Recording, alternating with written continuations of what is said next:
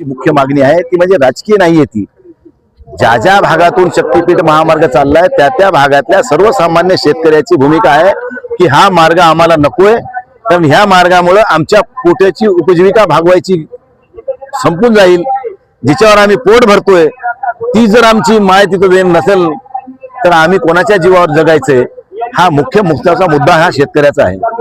कारण पिकून लोक शेती पिकून स्वतःची उपजीविका भागविणाऱ्या लोकांना जमीन विकल्यानंतर आता जमिनी सुद्धा विक्रीला नाहीयेत कुठं जमीन कुठं मिळणार आहेत आता शक्य नाहीये म्हणून या पिढीजात जमिनी आहेत ह्या आमच्या विकत घेऊन शासनानं आम्हाला मदत देतं तरी किती तुटपुंच्या मदती देऊन आमच्या करोडो रुपयाच्या जमिनी हडपायच्या बाजारभाव तुम्ही जमिनीचा काय ते बघा आणि तुम्ही काय भावानं पैसे देता हे बी अवलोकन करा।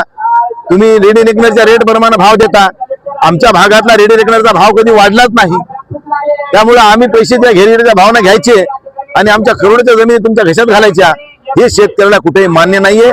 कारण ही आमची माता आहे आम्ही त्या जमिनी कसून आमची वर्षाची उपजीविका आम्ही भागवतोय आमच्या उपजीविका आम्ही राळ्यावर सोडून आम्ही आमच्या जमिनी तुम्हाला देणार नाही ही वस्तुस्थिती आहे। नेमकं शक्तीपीठ महामार्ग करण्याचा अट्टहास म्हणजे अदानी अंबानीला जगवण्यासाठी आताच या ठिकाणी सांगितलं की बाबा अंबानी अदानीचं गौण खनिज हे सप्लाय करायचं मोठं त्याचं टेंडर आहे नागपूरकडून सुरू ते त्यांना आता म्हणा तुम्हाला की कोल्हापूर मार्गे गोव्याच्या पलीकडे तुम्हाला बाहेर पोचवायचं त्यामुळे हे सगळे त्यांचे घर भरायसाठी अदानी अंबानीला पोसायसाठी सर्वसामान्य शेतकऱ्याचा बळी द्यायचं धोरण हे सरकार राबवते।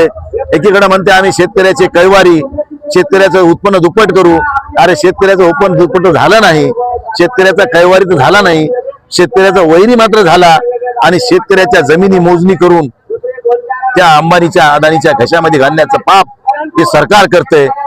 अरे शेवटी नियतीला सगळ्या गोष्टी मान्य आहेत पण हाती तिथं माती या सरकारचं जरा अति झाले असं वाटत नाही का तुम्हाला या सरकारची माती झाल्याशिवाय राहणार नाही हे मी तुम्हाला आज सांगतो। माझं म्हणणं तेच आहे की शेतकऱ्याला मारहाण करता शेतकऱ्याच्या महिलेला मारहाण करता त्याच्या जमिनी तुम्ही जाऊन बळजुबरी मोजता। मला एक सांगा साधा प्रश्न आहे माझा की सध्या शेतकऱ्याच्या जमिनी मोजण्याच्या संदर्भानं जे मोजणी अधिकारी आहेत त्या सगळ्यांनी अध्यादेश काढलेला आहे की आम्ही संपावर आहोत काळ्या फिती लावून आम्ही काम करतोय आम्ही कुठल्याही जमिनी मोजणार नाही खासगी जमिनी मोजणार नाही सरकारी जमिनी मोजणार नाही। मग हे सगळे संपावर असताना ह्या जमिनी मोजायला आले कसे माझा हा पहिला प्रश्न आहे।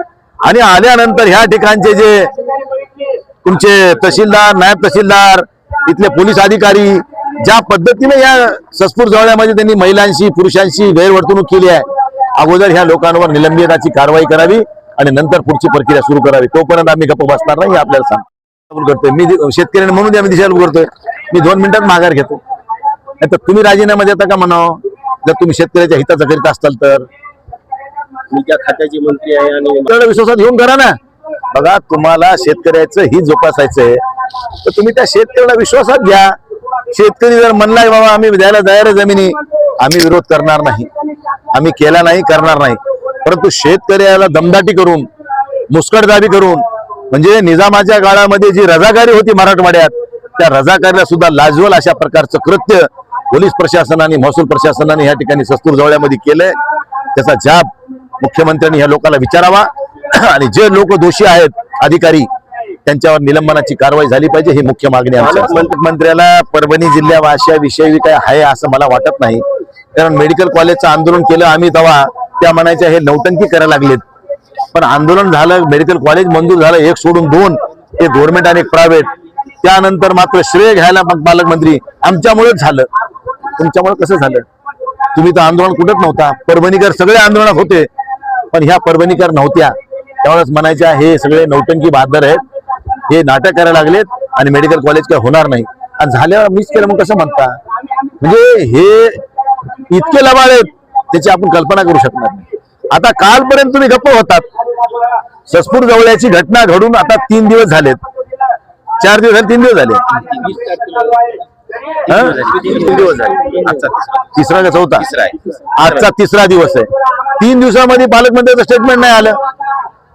तुम्ही खरेच जर या खात्याच्या मंत्री आहात तर तुमचं काम होतं की जेव्हा सस्पूर जवळ्यामध्ये एका भगिनीवर तुमच्या लाडक्या बहिणीवर ज्या लाडक्या बहिणीला तुम्ही पैसे दिले आम्ही पगार देतो म्हणून गोवा करता त्या लाडक्या बहिणीच्या अंगावर पोलीस प्रशासनातल्या अधिकाऱ्यांनी हात घातला, त्या पोलीस प्रशासनातल्या अधिकाऱ्याच्या बाबतीत तुम्ही एक शब्दानं बरं बोलला नाही. आज राज्यातला शक्तीपीठ महामार्गाचा निर्णय मुख्यमंत्र्यांनी अधिवेशनाच्या काळामध्ये वादविवाद नको म्हणून स्थगिती देऊन, तात्पुरती स्थगिती देऊन त्याला थांबवण्याचं काम केल्याबरोबर तुम्ही म्हणता की मी स्थगिती दिली, मी स्थगिती मिळवून घेतली. मग ह्या विषयावर तुम्ही 2 दिवसाअगोदर 3 दिवसाअगोदर घटना घडून तुम्ही एक वाच्यता नाही केली, एक तुम्ही शब्द साधा निषेध सुद्धा केला नाही, त्या बहिणीचं सांत्वन सुद्धा केलं नाही. म्हणजे तुमच्या पोटात एक आहे आणि ओटात एक आहे, हे सगळं ह्या प्रकरणावरून दिसते आपल्याला. आम्ही ज्या वेळेस मेडिकल कॉलेजचं आंदोलन करीत होतो तेव्हा तुम्ही तर काही आंदोलनात सहभागी झाला नाहीत, पण बाहेर राहून विरोध करत होतात, की उजागर सत्य आहे. आम्ही आणखीन तर सत्य विरोध केला नव्हता. शक्तीपीठ महामार्गाला ज्यावेळेस ससपूर जवळमध्ये अत्याचार झाले महिलांवर, पुरुषांवर, त्यावेळेस आम्ही रस्त्यावर उतरलो. तोपर्यंत आम्ही उतरलो नव्हतो. आणि आजही म्हणून सांगतो, शेतकऱ्याचं समाधान करून त्याला अपेक्षित असलेल्या बाजारभावाप्रमाणे तुम्ही जर पैसे देत असताल तर शेतकऱ्याला आम्ही विनंती करू की बाबा आपल्याला बाजारभावापण पैसे मिळत असतील तर आपण पैसे घेऊ आणि शक्तीपीठ महामार्गाला संमती देऊ.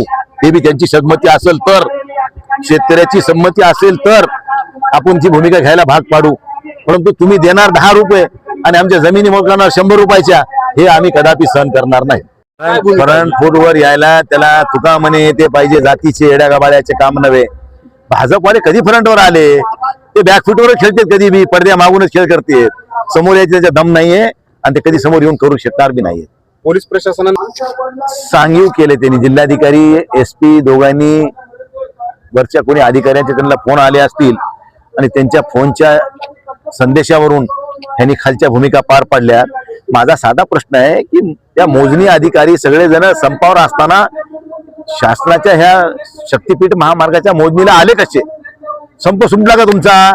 पण संपावर असताना तुम्ही बाकीच्या मोजणी करत नाही आणि ह्या मोजणीला आलात कसे? दुसरी गोष्ट, ज्या महिलांशी आणि पुरुषांशी शेतकऱ्यांशी गैरवर्तणूक केली आहे महसूल प्रशासनातल्या अधिकाऱ्यांनी आणि पोलीस प्रशासनाने, त्या लोकांवर अगोदर निलंबनाची कारवाई झाली पाहिजे, ही माझी मुख्य मागणी असेल. आणि शेतकऱ्याला विश्वासात घेऊन आमची पहिल्या दिवस मागणी आहे, बाजार भावाप्रमाणे रेडी रेकनरच्या भावाप्रमाणे बाजार भावाप्रमाणे आजच्या शेतकऱ्याला जर तुम्ही पैसे देऊन त्यांचं समाधान करून जर तुम्ही जमिनी घेत असताल आणि त्याला द्यायला शेतकऱ्याची संमती असेल तर तुम्ही घ्यायला काहीच हरकत नाही. पण शेतकऱ्याची जमीन द्यायची इच्छा नसताना त्यांच्या वडिलोपार्जित जमिनी त्यांना कसून खायच्यात, त्यांच्या पोटाची गरज भागविणाऱ्या उपजीविकेचं ते साधन आहे, हे साधन जर तुम्ही त्यांच्याकडून हिरावून घेत असताल तर हा कुठलाही माणूस सहन करणार नाही. शेवटी हा शेतकरी आहे, जगाचा पोशिंदा आहे. जगाच्या पोशिंद्यावर हे हाल जर सरकार करीत असेल तर सामान्य माणसाची काय अवस्था असेल हे विचार करण्यासाठी गोष्ट आहे. हे बाबा भ्रष्टाचारामुळे आहेच ना मोठा. आता मला समृद्धी महामार्ग सांगा तुम्ही, 100 कोटी रुपये 1 किलोमीटरचे पैसे लागते त्याला, 100 कोटी रुपये महसूल काय करते? अरे महसूलवाल्याला अंधारात ठेवून मॅनेज करून 2 खनिज मध्ये किती खदले महसूलवाल्याला माहित नाही. अरे हे पूर्णा नदीच्या आसपासचा जो धोक्या यंत्राची जी नदीची पात्र आहे, त्या पात्राच्या बाजूचे जे टेकडे आहेत, पूर रेषा, त्या सुद्धा खरडून ते साफ करून मुरुम उचललाय. काय नेमकं काय करायचं? म्हणजे ह्यांना कोणी विचारणार नाही. आमचा पोलीस प्रशासन असो, महसूल प्रशासन असो, RTO असो, एक साधी जरी गाडी आली त्याला लगेच ओव्हरलोड आली लाव काट्यावर, पोलीसवाला धरते की व्हाय कधी पावती. कधी महसूलवाल्यांनी, कधी पोलिसांनी, कधी RTOनी या समृद्धीची गाडी अडवली का हो? अहो तो गोंदियाहून वाळू येते आमच्या जिल्ह्यामध्ये, त्या गाडूच्या गाडीला कधी पावती विचारली नाही पोलीसवाल्यांनी, ओव्हरलोड विचारलं नाही. हे तुमच्या बापाची गाडी आहे का म्हणून तुम्ही त्याला विचारित नाही का? म्हणजे सामान्य नागरिकांना चिरडून टाकायचं आणि प्रस्थापित आणि धनदांडग्यांना पोसायचं काम हे सरकार करतंय. त्या सरकारचा धिक्कार करावा तेवढा कमी असं मी या ठिकाणी आंदोलन चालू आहे. सगळे शेतकरी या ठिकाणी सहभागी झालेत. मी काल दिल्लीला होतो, माझी उद्या परवा 2 दिवस बैठक होती, पण ससपूर जवळची घटना घडल्यानंतर मला राहावलं नाही आणि अनेक शेतकऱ्याचे फोन आले आणि मी त्या ठिकाणी इकडं रात्री आलोय. येतानाच मी सगळ्याला आवाहन केले की बाबा उद्या सिंगापूर फाट्यावर आपण रस्ता रोको करू मोठ्या प्रमाणात. त्या शेतकरी बांधवाला आम्ही आवाहन केलं आणि शेतकरी बांधव या ठिकाणी मोठ्या संख्येने आलेत. शेतकऱ्याच्या मनातली भावना आहे, अरे दुसऱ्याचं मन बी समजून घ्या हो. देवानं तुम्हाला खूप दिले, पण एवढी बी हाव नका ठेवू की गरीबाच्या ताटातलं सुद्धा खायची तयारी तुमची, किंवा गरीबाच्या ताटात माती घालवायचं पाप करू नका, ही माझी आपल्याला विनंती असणार. आणि आंदोलन हे लोकशाही मार्गाने चालणार आहे. आम्हाला जर सरकारनं खाजवाखाजवी केली तर शेतकरी काही मेले आईचं दूध पिलेलं नाहीये. शेतकरी श्वासाच्या शेवटपर्यंत या जमिनीच्या हक्कासाठी लढत राहणार.